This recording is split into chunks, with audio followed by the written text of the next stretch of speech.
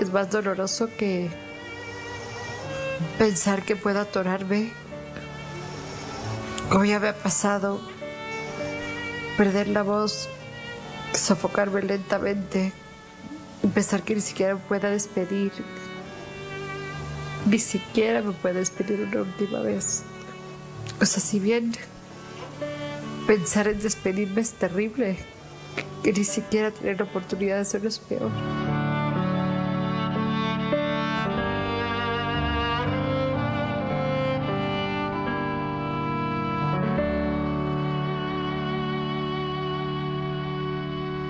Paola Roldán Espinosa es una mujer de 42 años en Ecuador que probó varios tratamientos para intentar revertir ese diagnóstico de esclerosis lateral amiotrófica.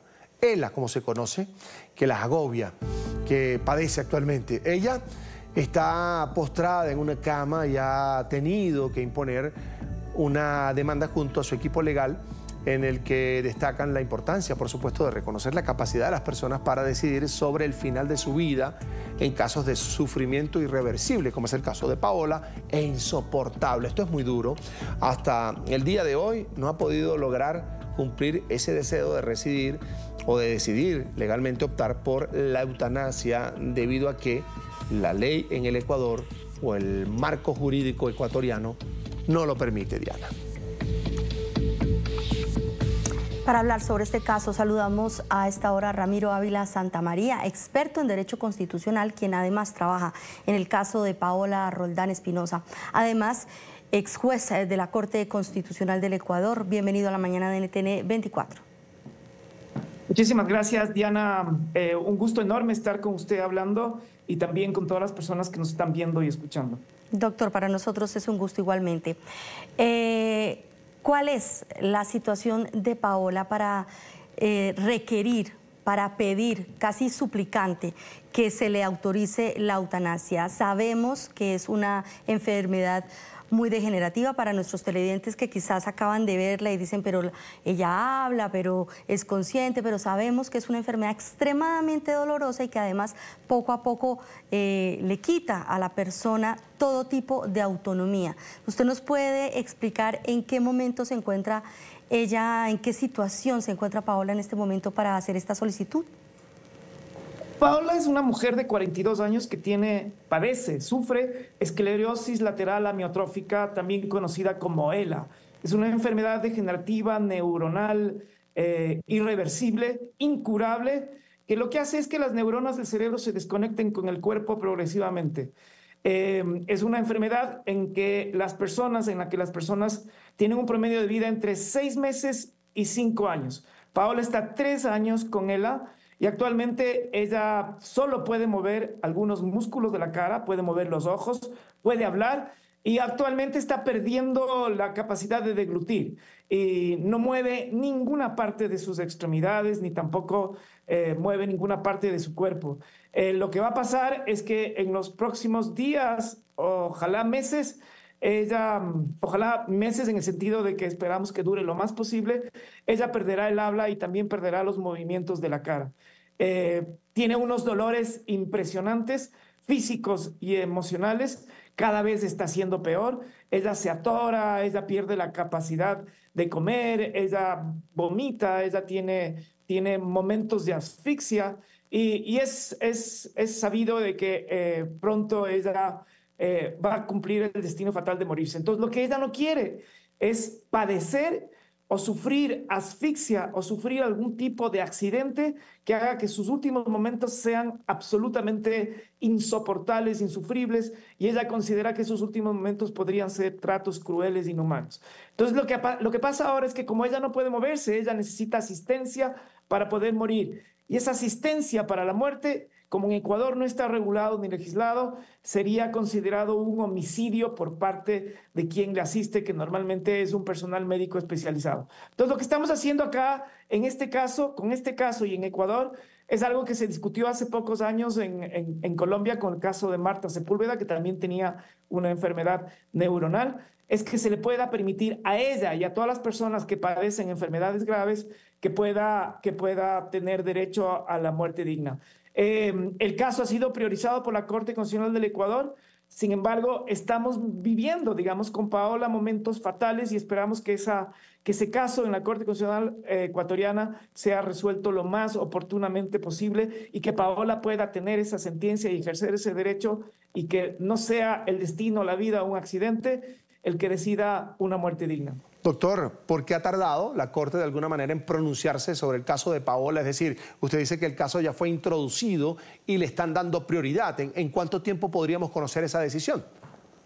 Carlos, buenos días. Efectivamente fue tratado de forma prioritaria. La Corte suele ser lenta en los trámites y si uno compara, digamos, con lo que ha sido otros, con lo que son los casos ordinarios que entran cronológicamente, sí le ha dado un tratamiento importante. Ya tuvimos la audiencia y se han presentado más de 100 amicus curiae. Y esperamos que la sentencia ojalá pueda llegar esta semana o la siguiente. Entonces, sí se ha dado un trámite prioritario dentro del contexto de la forma como tramita la Corte y esperamos, como decimos, que esta sentencia llegue y ojalá sea favorable. Creo que existen todos los elementos jurídicos, creo que existe todas las experiencias del derecho comparado, se han recogido todos los estándares de lo que se ha resuelto en Colombia, en Perú, también en España y en algunos países que se ha reconocido jurisdiccionalmente y creemos que la Constitución de Ecuador ofrece todos los elementos para que se reconozca el derecho a la muerte digna en Ecuador. Doctor Ávila, es el anhelo de Paola y seguramente de su círculo cercano, pero en caso de que sea rechazado, en caso de que no se le permita, ¿cuál es la voluntad de ella? En ese caso, ¿qué quisiera? ¿Estaría totalmente, pues, resignada, digamos, a padecer esta enfermedad o qué ha hecho entender ella ante una negativa? Paola lo que está en el fondo decidiendo es cuándo y cómo morir. Ella sabe que va a morir pronto y ella quisiera tener la posibilidad de tener un ambiente de paz, familiar, en donde pueda despedirse como toda persona que exige la muerte digna. Y ella tiene toda la esperanza de que la Corte va a resolver favorablemente. Ese escenario en donde le nieguen el derecho creo que sería fatal para Paola. Nosotros tenemos la esperanza, cuando digo nosotros, digamos, somos los familiares y el equipo de abogados, de que en Ecuador sí se puede construir el derecho a la muerte digna porque está reconocido varios derechos que están estrechamente relacionados con la muerte digna. La vida digna, el derecho al libre desarrollo de la personalidad.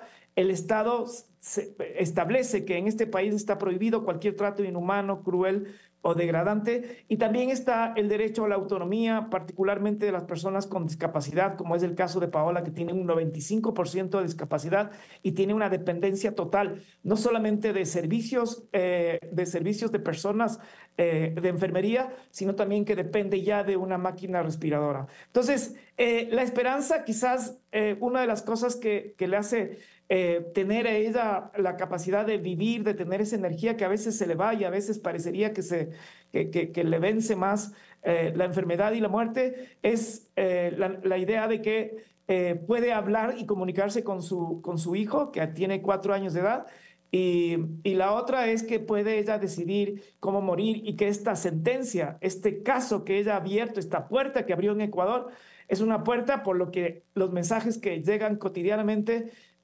necesita muchísima gente en Ecuador que está padeciendo enfermedades catastróficas, raras y en fases terminales o que han tenido accidentes graves. Entonces, yo creo que Paola tiene esa esperanza firme y también creemos que hay argumentos sólidos para que así se reconozca este derecho acá en Ecuador.